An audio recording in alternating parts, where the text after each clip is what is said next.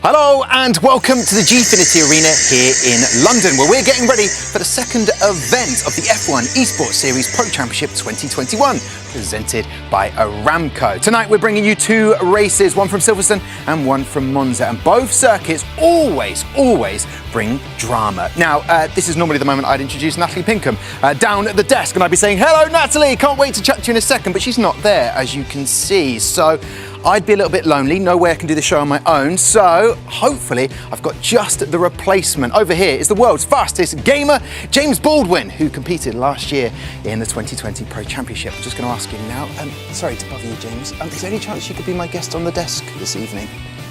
I'll tell you what, I'll finish this lap. Yep. Yeah, sure.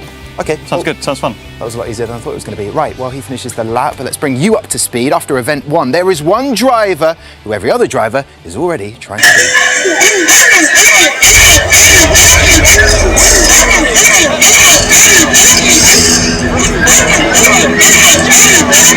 Is the brilliant winner in China. Probably the best race I've ever seen. I am stunned.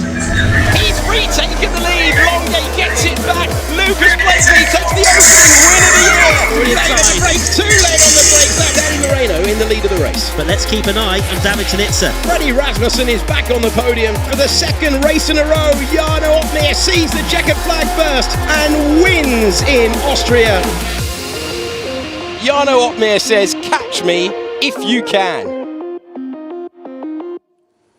So let's take a look at the Drivers' Championship then. You have the former champion from last year, Jarno Opmeer, sitting pretty at the top with 63 points. And then Lucas Blakely, you wouldn't have seen him in the top 10 last year. He's already beaten last year's points in one event. Barry Boromund, the new driver from McLaren.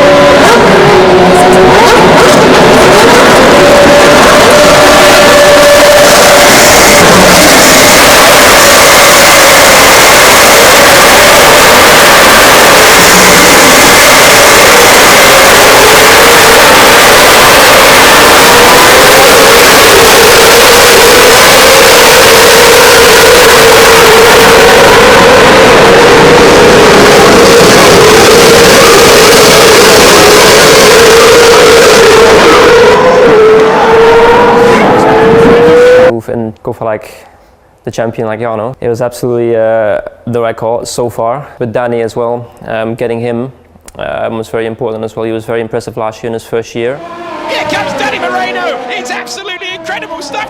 Moving to this such great team, I think it has made me improve a lot in many ways. Last year obviously was my first year, so I was alone more or less in my house. I didn't have anyone around me, and I think having a lot of people now surrounding me, the entire team, Jarno, Bono, has helped me a lot in communicating, especially. Of course, we're all very professional, we want to be each other, but outside of that, we can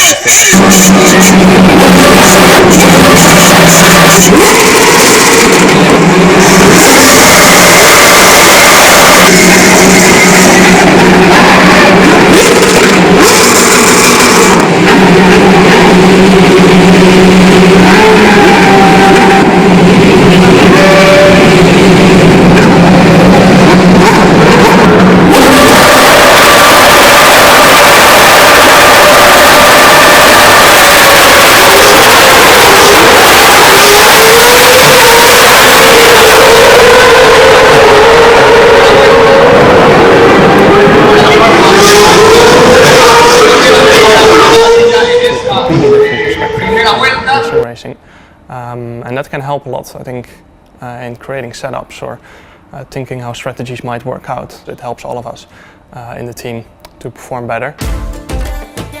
The goal for us is of course to win. It's always to win the title. We'll do whatever it takes, and I'll try to help as much as I can as well with strategy and building setups and stuff like that, and always try and be on pace in case anybody gets ill and I have to be the reserve driver, you know, so always have to be on top of it.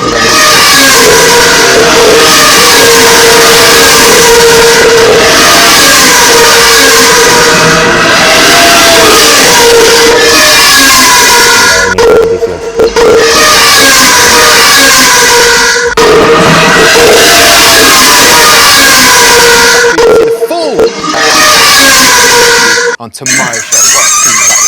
However, loving the merch. We both discussed that at Mercedes. Danny Moreno, you told me his nickname, Chorizo, which I absolutely love. Chorizo. The Chorizo. Very fast driver. However, someone like Jarno Opmeer, we saw it in China, he's just got such a strategy. It's like a step above, a step up from everyone else, isn't it? Yeah, well, he's done engineering, I'm pretty sure, before F1 Esports, so he's pretty clued up.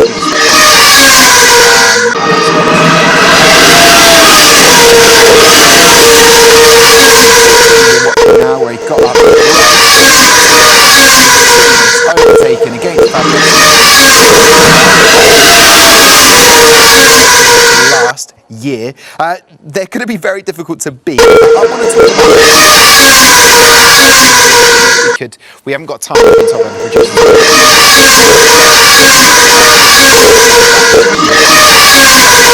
They've changed the whole lineup, the whole roster, and it seems to be going very well for them. Barry Borman up in the points. That's a surprise, or was that to be expected? It's not a surprise. I think anyone that's played the F1 game recently, he's been one of the quickest on the game for at least 2-3 years. So why he's not been in esports, I don't know. Now he is, and now he's really showing what he's made of.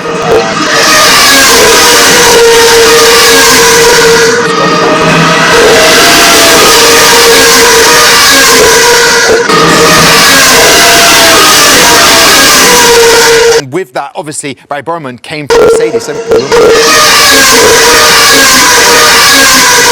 mentioned it in the team championship. They were at the bottom. They really just didn't deliver last year, and now they seem to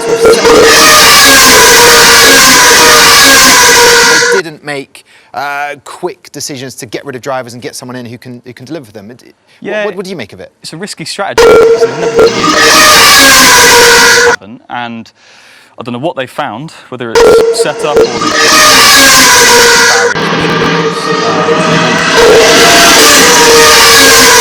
showing, but I didn't expect it. I don't think anyone did. He got his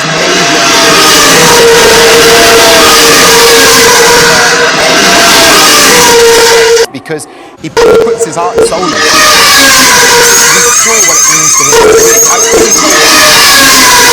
Can he hold on? Can he stay on?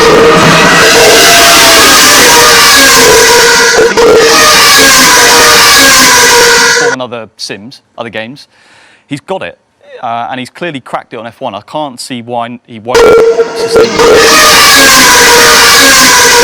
We'll be rejoicing, excited to hear that. For our first race this evening, and with the team being based at Silverstone, Lucas Blakely and Aston Martin will certainly be hoping for another good result at the home of British Formula One. Here we are then.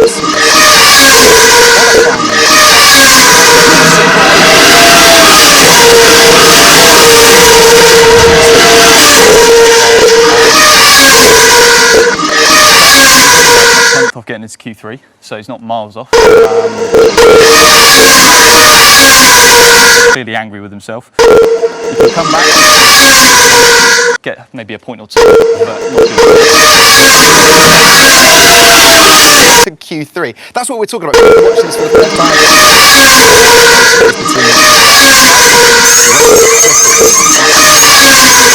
We know that he can deliver. Rasmussen, a guy that hasn't performed so far, but showing what he's capable of in Q3.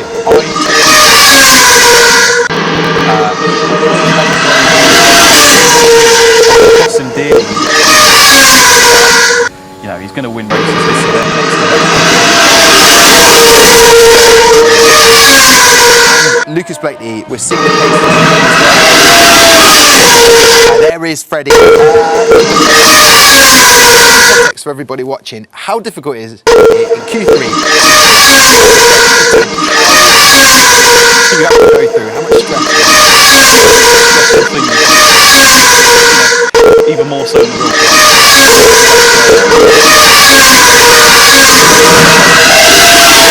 A bit of Luxembourg, but it's very stressful. Okay. Very stressful. Because you can set those incredible time. Looking at that grid, James, I know you're eager to grid lineup confirmation.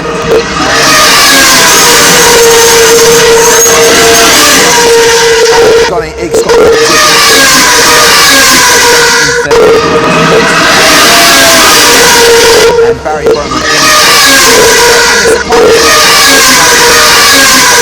in event 1. Yoni Tormala up in 6th, and Josh Adawu there from your McLaren.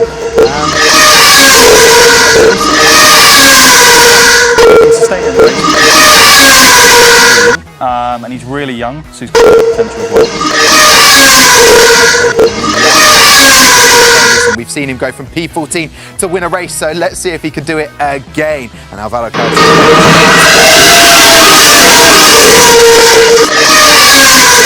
coming your way after this short break.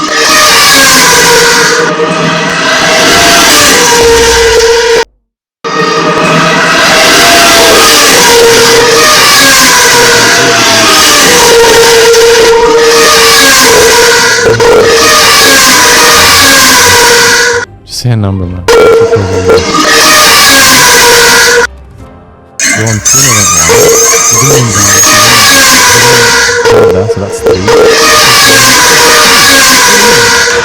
I thought Freddie won Mexico, that's why. Okay, well.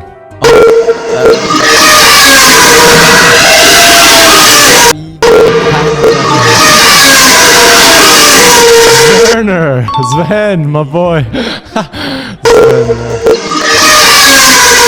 because he wasn't there anymore. USA.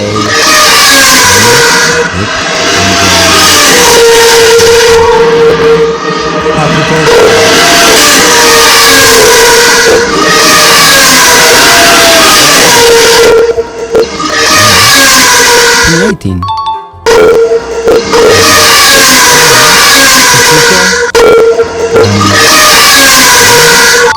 Oh my god. what? Tiebreaker? Bahrain. Monza and... Austria? Sick! Canada. Suzuka.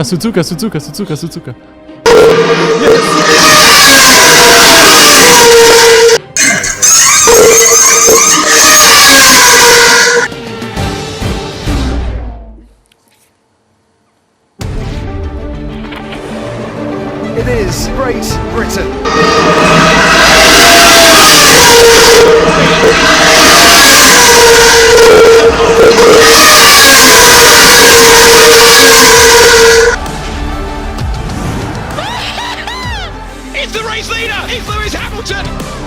Takes the race. He's done it. Welcome back to the F1 Esports Series Pro Championship 2021, presented by Aramco. It's time to head to Silverstone, and it's time to head up to the commentators area. Thank you very much, Tom, and you're probably wondering.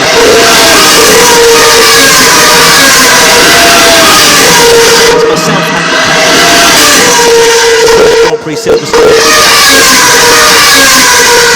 Yes, the perfect. Or a bit there. Given there a couple of times as well. Even got a straight named after you. Exactly. Let's take a look at the track map and see what the drivers have. There's 2 DRS zones. Event that we have here today, because the 3 races that we have should be amazing to watch.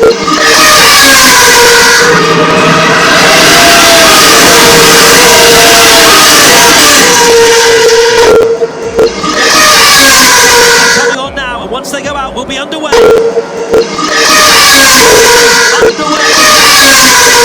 Leading from the front, and it seems as though he is leading into turn 1. He is indeed. Burman up to P. But it is Freddie.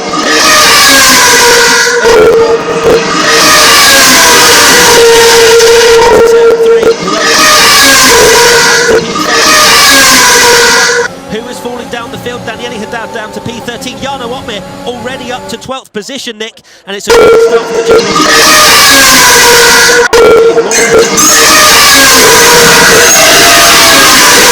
So any mistake from Rasmussen.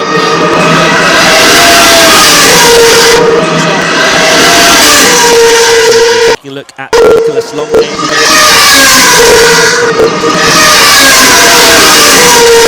Red Bull through Copse Corner we come. He hasn't made any positions up just yet, but Marcel will take from Austria. Can cost him a bit of his front wing and cost Bull some crucial points. A little bit more sensibly this time round. See every single all the way down to 17th is within 1 second. Of course, the DRS not available to be used just yet as Lucas Blakely rounds Stowe Corner. P4 for Lucas at the moment in the Aston Martin, and they are doing fantastically well this year. Getting straight into the rhythm for all drivers is going to be difficult. Riding on board with Lucas Blakely, doing a good job, I would say. I think he's going to be a little bit upset from his start, obviously dropping down to P4, but he's in the mix straight away, as you can see. Look at the concentration on his face. We do not blame him. No, Lucas really smelling an opportunity this year to launch Aston Martin right to the top of the team's championship. I've seen Jarno Otmir has actually lost a position down to P13 now. He's been fighting Alessio Di Capua, who's been given another opportunity after being a part of the Challenger Series. And we await the DRS to be used, but Freddie Rasmussen quite comfortable out in front at the moment, half a second to Nicholas Longate. As we continue to watch Marcel Kiefer, this is something that we tend to see throughout a lot of the races, Nick, is a kind of quite calm and composed start. Obviously no DRS being used, slipstream available to pretty much everybody bar Freddie Rasmussen. But as the laps continue to wind down, that's when we'll start to see some overtakes. Yeah, for sure, and as you can see from these guys, they are so clinical in everything they do. So they're pretty much waiting for the guy ahead to make a mistake, and in F1 esports it's very rare that happens. These guys have been practicing so much. Every apex is absolutely perfect. Joni Tormela up in P6 doing a really good job, and David Tanit's actually up 3 places in P10. They're known as aliens, aren't they? That's the technical term for these drivers that aren't able to get any sort of mistakes in their system. Lucas Blakely following Barry Burman quite closely through turn 1. Probably the closest fight at the front. Is he going to have a little look at the inside? Not this time. But DRS will be activated. And of course, Freddie Rasmussen should, in theory, come under a little bit more pressure from Nicholas Longate. Half a second, the front 2 separated. And if we take a little bit further down the field, Philip Brejneda, Simon Weigang, Fabrizio Donoso and Alvaro Caraton very much out of the loop at the moment.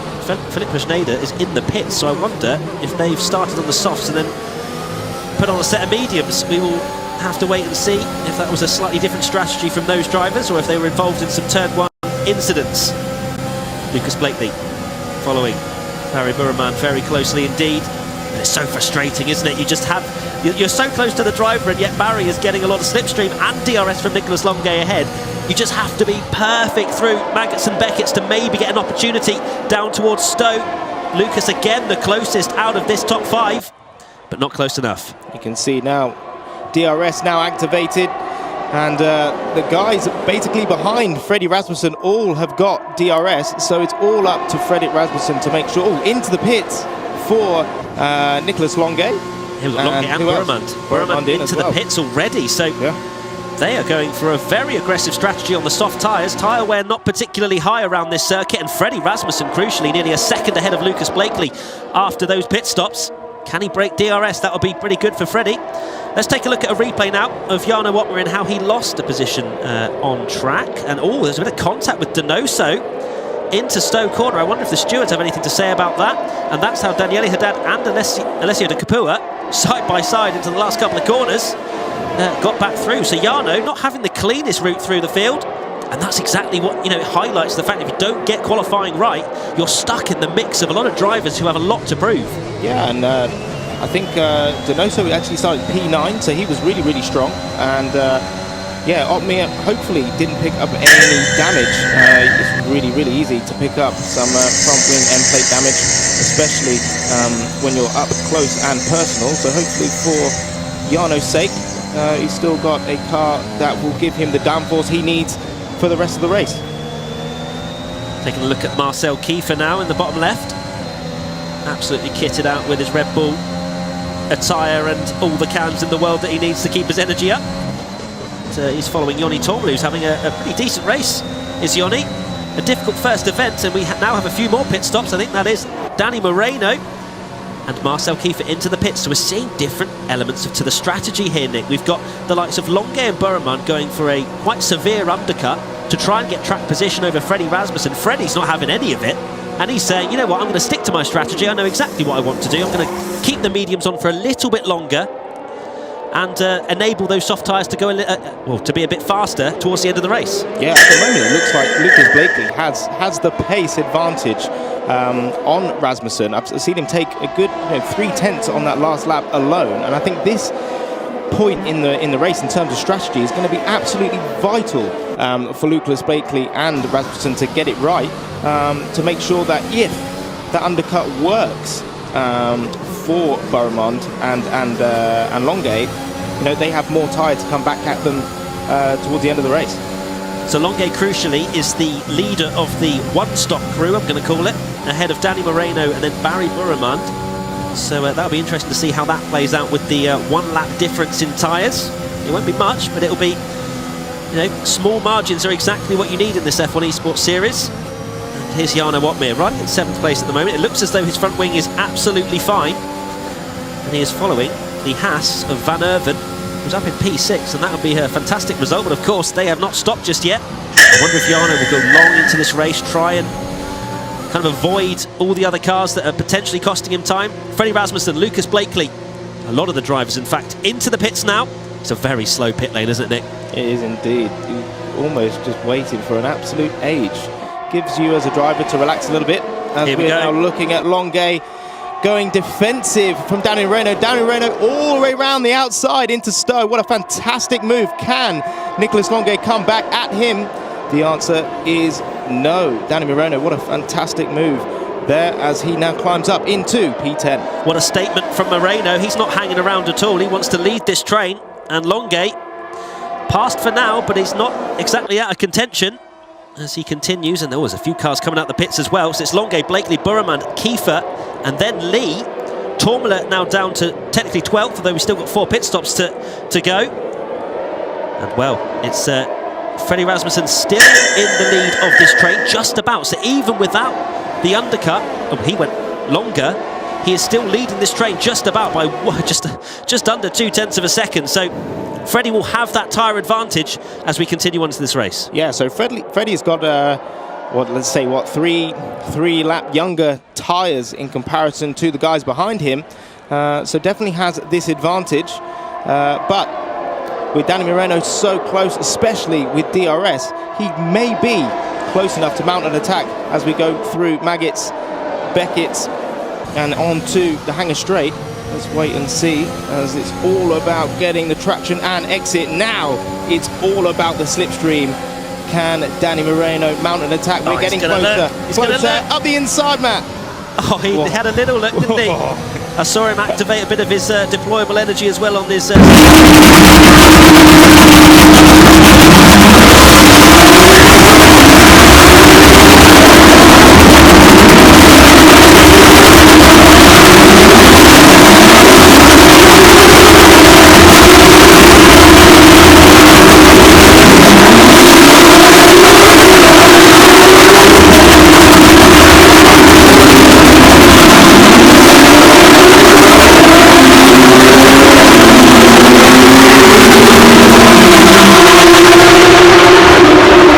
Is said and done with the pit stops. Nicholas Longay activating a bit of ERS. That's the reason you can see him extending that lead in the Alpine over Lucas Blakely. And with that yellow bar, it means that overtake is not activated for Lucas. As he comes out, you can see there, it turns to disable. So he has just a little bit, just a tiny bit of battery, as he is getting very close indeed now towards Copse Corner. Feints a little move, but Nicholas Longay is wise to that one. And we continue on, lap 7 of 18. Lucas Blakely looking very solid. I think he's doing a fantastic job so far in this year's campaign. One of the drivers I would say that is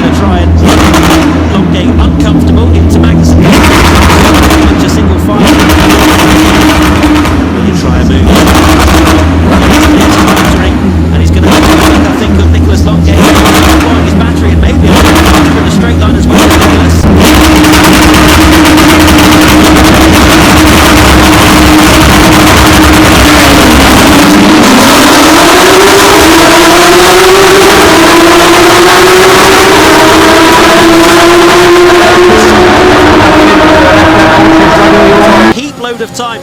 If they pick up just the slightest amount of damage, Rasmussen almost seemed as though he was happy to relinquish the lead. Moreno didn't want it, and Longay said, right, I'll go up the inside then. Yeah, I didn't think Longay was expecting Moreno to almost break that early, and yeah, had to pretty much dive bomb into the right hand at the end of Hangar Straight. And yeah, I think now it's all back to line astern. Blakely thinking twice of it. He could have had an opportunity. Oh, there's a move in the background there. Marcel Kiefer.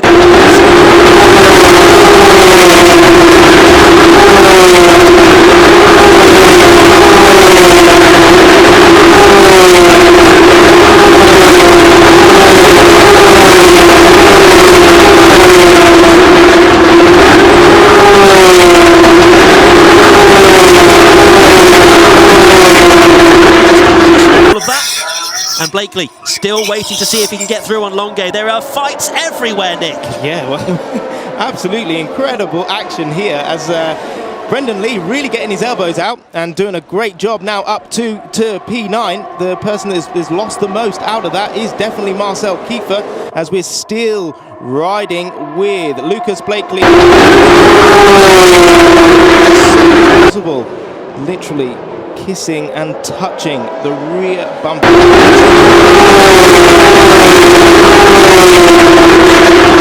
Looking to turn.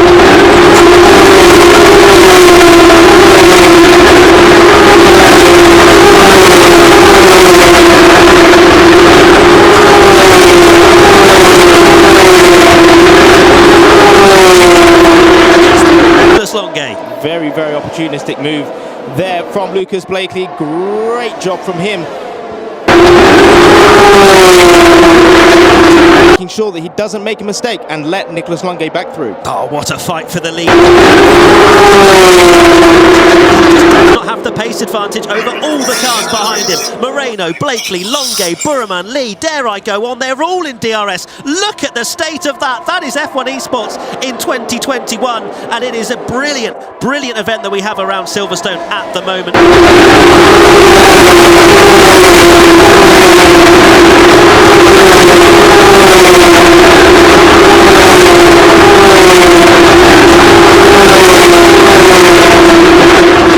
By Alessio Di Capua out in front, but finally Moreno to the inside takes the. He's decided he.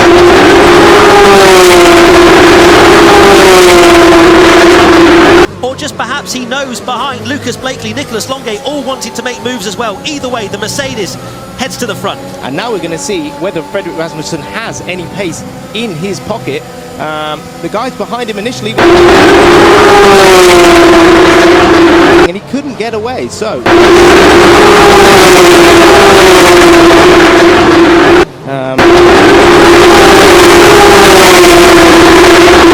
really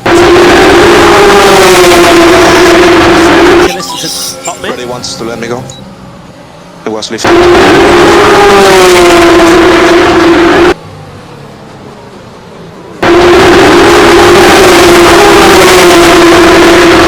Because this is quite strategic that they have to work out where they want to be. Danny Moreno wants to lead from the front. Freddie Rasmussen happy to save some. Thinking about just scoring points without kind of putting his car in any sort of risk. But right now it looks like Danny is really Rasmussen.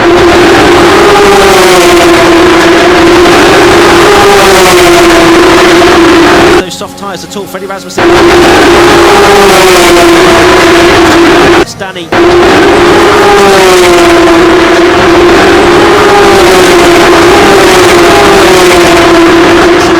Freddie just with the use of DRS, spending some of that ERS. Didn't mean to rhyme that, but I did. And looking very comfortable as Freddie, just waiting to pounce.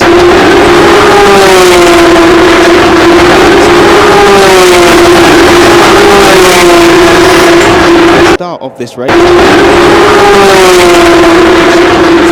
Absolutely love it. I didn't even realise. Matt. Hasn't actually pitted at the moment. The interval is 20.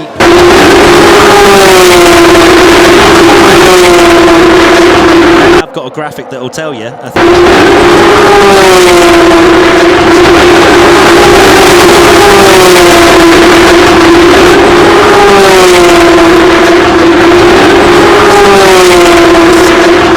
Strategy.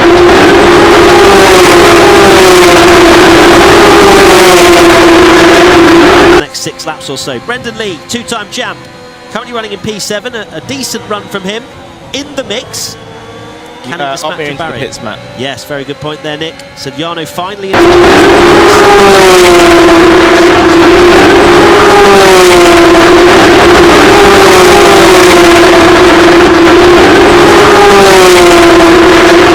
Going to be a dive bomb unless Brent. Look at it.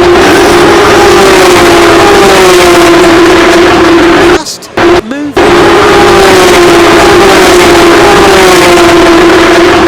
Great to see him. Now,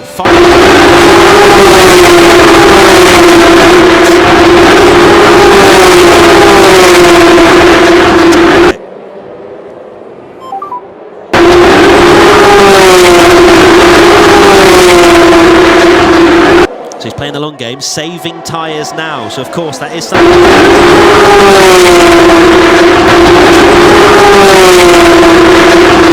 Nick, just like in real life, and you know, if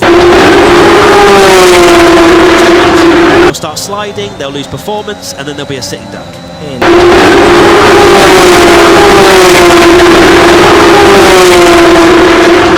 And he's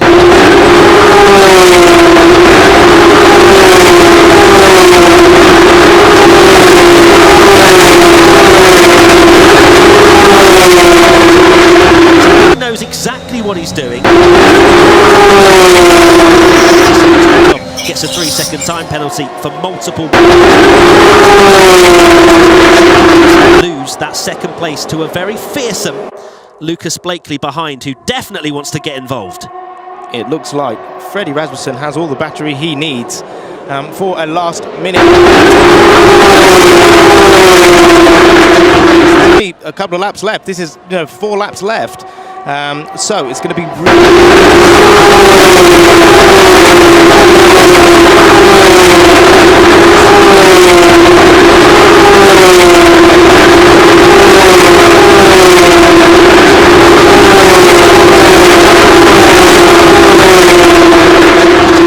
harder on his tyres because he's trying very hard to get past Freddie Rasmussen, but again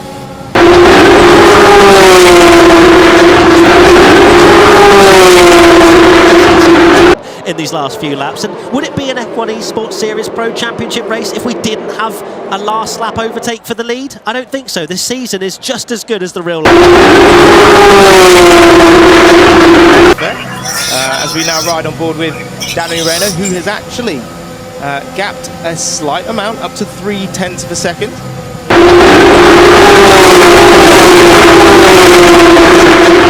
Circuit now down to Hangar Straight, and you can see that Lucas Blakely is close.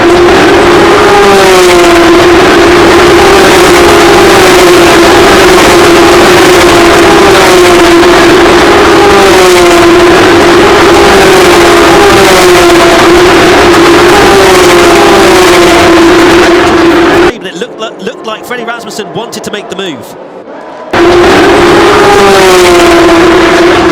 Pace to potentially make a move, but yeah, it's actually cost him a bit of time. He's dropped back a couple of tenths at the start of this lap, so now he's got to really get things moving. And unfortunately, Jarno Opmeer has not made the impact I was expecting down in P14. He actually dropped down to P16 when he came out of the pits. So he's only gained 2 spots, and there's only a couple of laps left. But he is flying out there at the moment, setting the fastest lap of the race is Jarno Opmeer. As things stand, Lucas Blakely will take the lead of the Drivers' Championship. So that would be a big achievement for Lucas Blakely. But of course, you'd have to expect Jarno might be able to get himself into the points with the use of those fresh, soft tyres. Now taking a look for the lead, Freddie Rasmussen, 0.2 of a second behind Moreno. Blakely right there as well. Longue may be losing touch just slightly. It looks like it's a fight between the front 3 at the moment, but if they start going side by side, we might have opportunities for Longue, Burman and Lee all the way down to 6th. Marcel Kiefer still in 7th where he started.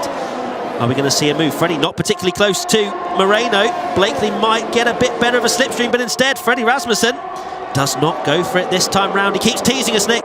He does. He's just not close enough to make a last gasp move, because then it could definitely affect him as we head on to the next lap. So it's yeah, trying to think a couple of laps or corners ahead to make sure that you don't affect your overall opportunities. Freddie Rasmussen, 34%, sorry, left front tyre. Got a bit more, or a bit less tyre wear, I would say, than Danny Moreno. Danny Moreno out in front, still doing a good job. Only 2 laps left, Matt. Absolutely. Will this tyre wear come into the factor of who wins this race? Danny Moreno still holding on out in front at the moment. Lucas Blakely just watching these two. Freddie just can't. Oh, that was very close on the brakes. Freddie had to almost get out of the move on Danny Moreno. He knows exactly where he wants to make the move, and it's not there. Through Luffield we come.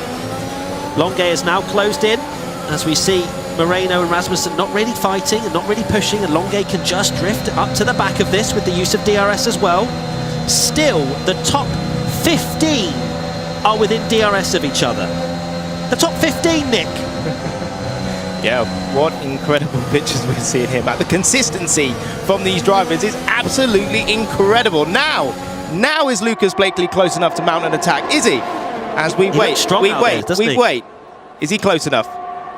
Not this time around. Oh, Freddie just constantly just has a little look into Stowe, but nothing doing. Does Lucas try and outbrake him into the... No, once again, he just knows. Maybe there's a little bit of championship element in Lucas Blakely's mind at the moment. He's never been in this position before. He's shown, you know, bits of pace here and there, but he's never been right in the mix for the Drivers' Championship, and also bringing Aston Martin into the Teams' Championship as well.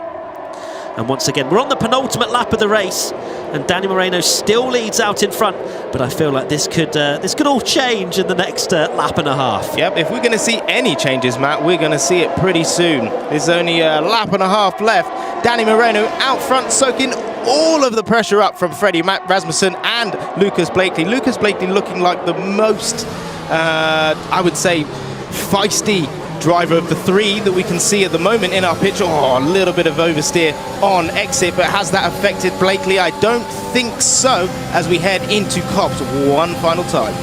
Here we go. So Lucas still waiting. So frustrating being in P3, because he knows if he fights Rasmussen too hard, he may well lose the chance of the victory. Blakely's only thinking of one thing, and that's P1 at the moment. He's been pretty strong out of here before.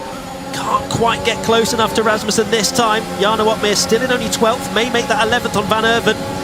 Rasmussen looks to the inside again, but decides no. It's going to be the final lap that Rasmussen makes his move, but is Lucas Blakely wanting to get involved here? Because he knows if he has to get past Rasmussen, if he wants to have any chance on Moreno into the final lap. Lap 18 of 18 is beginning for this British Grand Prix, and it's Danny Moreno leading from Freddie Rasmussen, Lucas Blakely, Nicholas Longuet, Barry Burman, the top five. Who is going to come out on top? I think it's about to all start here, Nick. Do not stop and get a cup of tea through this last lap. This is where it's going to happen. Let's see if Danny Moreno can keep hold of the lead. We've got about 5-6 people in the same picture on the last lap going into Brooklands for the final time. It looks like Blakely is still there, still not able to make an attack or mount an attack on Rasmussen. Rasmussen doing a great job under pressure, but the man soaking the pressure up. Half a lap left for Danny Moreno. Here we go then, Opmeer has made it into the points, but only one singular one for now. He's just behind David Tanitsa as we head through Copse for the final time. Moreno still leading from Freddie Rasmussen and Lucas Blakely. Surely Rasmussen is going to have a go down towards Stowe Corner. He's just going to have to get a good exit. He's very close to the Mercedes, but as is Lucas Blakely as well. Here comes Freddie Rasmussen. Will he go for the lead here? Moreno goes to the inside now, and then Rasmussen to the outside with the use of DRS, just flies all the way round him. Moreno, no defence offered whatsoever, and Lucas Blakely may well try a dive bomb into the final few corners, decides against it. Freddie Rasmussen has cruised past Danny Moreno on that final lap and will take his first victory of the season in the Red Bull. Freddie Rasmussen wins the British Grand Prix. Lucas Blakely somehow got ahead of Danny Moreno for P2 right at the death. I missed that, Matt. I absolutely missed that. What an opportunistic moment for Lucas Blakely, but a fantastic strategy in terms of battery for Fredrik Rasmussen, and a great win for him. Wow. Just take a breath. Freddie Rasmussen knew exactly what he needed to do there. Danny Moreno could not offer any defence. And you can see him there, gutted, maybe wanted a bit better of an exit out of Maggots and Beckett's, but still, Danny, it's P3 actually, isn't it? Yeah, he must be more gutted around losing the position to Lucas Blakely right at the end. There's Freddie Rasmussen, looks like the same every single time, doesn't he, really? No emotion offered. Not even happy. But Lucas Blakely, that could be crucial for the driver's standings. Jarno Opmeer got up to P9 in the end. Wow, what a race for the British Grand Prix. Well, thank you very much, Matt and Nick. Dynamic duo. Love the commentary from both of them. As you can see in front of you, Freddie Rasmussen, the winner of that race at Silverstone. And I believe I'm being told now there was a timing error. So in fact, as Matt was alluding to, that Lucas Bailey finished P2. He doesn't. It's Danny Moreno who finishes P2. So he did look disappointed, didn't he, James? But you know what? At the end of the day, he finishes P2. 18 points for him. That 1 point. Loads to talk about. First of all, Sebastian Job, his season for him, picking up the fastest lap. Now, we did hope to speak to race winner Freddie Rasmussen, but he is already busy getting ready for the next race, which is coming up very shortly. But James, let's look back at those final few laps for Freddie. It was nail-biting there, wasn't it? Yeah, I think he knew exactly what he was doing the whole race, really, just charging that battery, in his ability that he was going to get past anyway. Clearly didn't save enough battery for the end, and that's why he went straight. Gutting. I mean, he finished P2, not P3, but yeah, still he would have been a bit gutted because he could have won. You know, he was half a lap away from his first victory. Is that what we were seeing on his face then? It wasn't, it was just the fact that he reckoned he could have taken Freddie. Yeah, I mean, when I was teammates last year with him, if he had any setback in any race or a quali or whatever, he didn't think of the positive, he thought of it. But he was striving for that, perfection. Yeah. It was about lap 19 that Rasmussen was looking for the overtake, the feint, and then it took until lap 20 to finally do it. And he is cool, calm and collected. He's very consistent. That you said event one he starts slow. Well, he looks like he's back to the best now. After that overtake, he just... And he's always going to be there. To be honest, the talk in the sim racing community, he's arguably one of the quickest over 1 lap. He's got the pace. He's a seasoned pro in this series. It's just that slow start. It's not ideal, but never say never. He's definitely still in the hunt for the title, and that's a good. Yeah, that was the most wins in the history of the F1 esports series. Yes.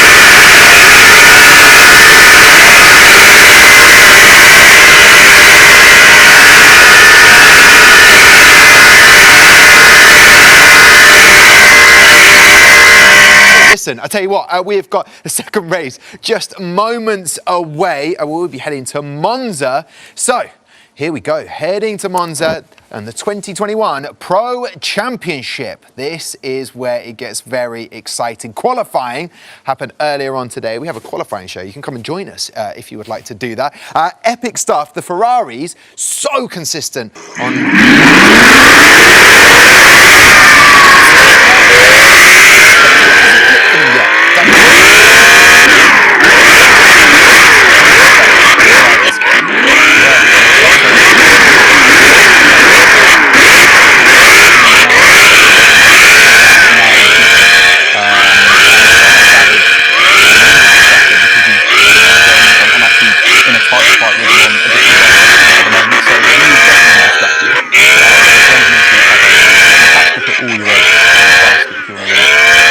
Maybe that. Okay, well, you had it.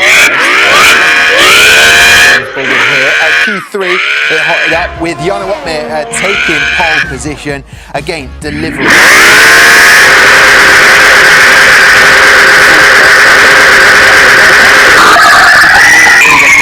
And he takes that with Marcel Kiefer. He knows that Red Bulls need to deliver the team championship. And after Freddie Rasmussen got that win in Silverstone, Marcel Kiefer doing what he needs to do, starting in P2. And there you go. Fabrizio Donoso, third place there, 9,000ths of a second difference. I mean, if you talk about how close it is between these drivers. And there again, Lucas Blakely, he's there or thereabouts. We love to see that. Sebastian Job, love it.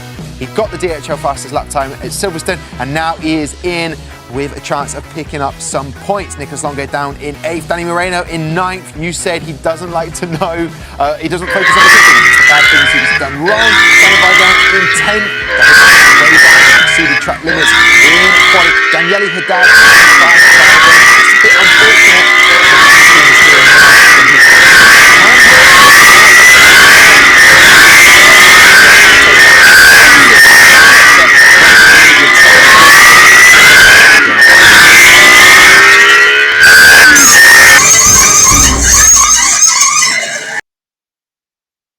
Hello guys, it's Alpine, and we're here with the 5-second challenge where you have to name 3 things under 5 seconds, and well, yeah, that's the challenge. Monopoly, thingy that goes around the world, and I don't know. I had that one. Rome, Napoli, and that was so easy. Turin, Milan, Rome.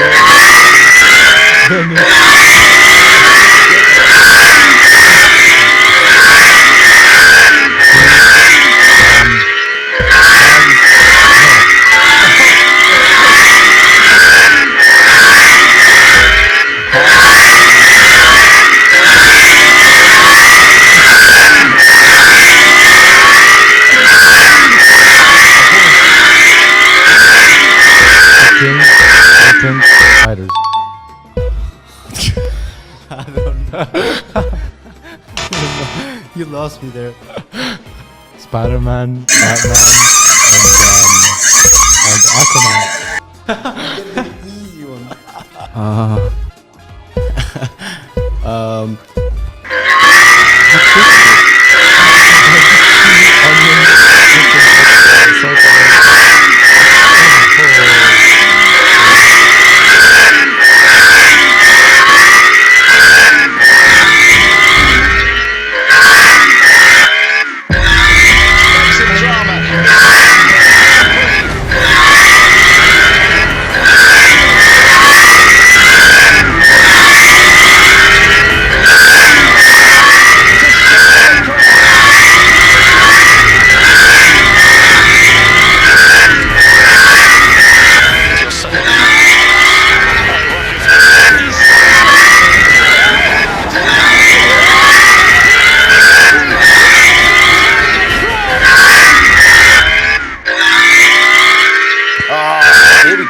We are back. Welcome back to the F1 Esports Pro Championship presented by Aramco. We're away from our second race of the evening in Monza.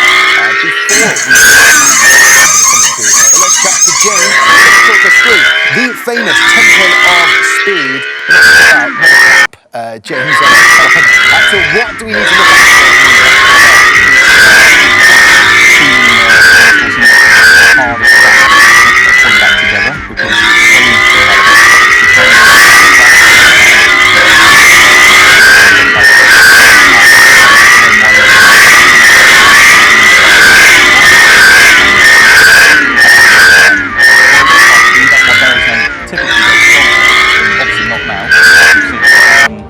It's all about the growth, it's all about who's well, it's not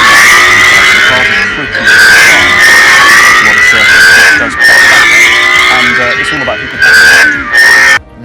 that phrase that's always said in F1 Esports, send it. But it's so hard to not exceed those track limits. This is a real challenge. And the fact that event 1 was only a couple of weeks ago, they haven't had much time to really get into it, have they? And sort of perfect this race.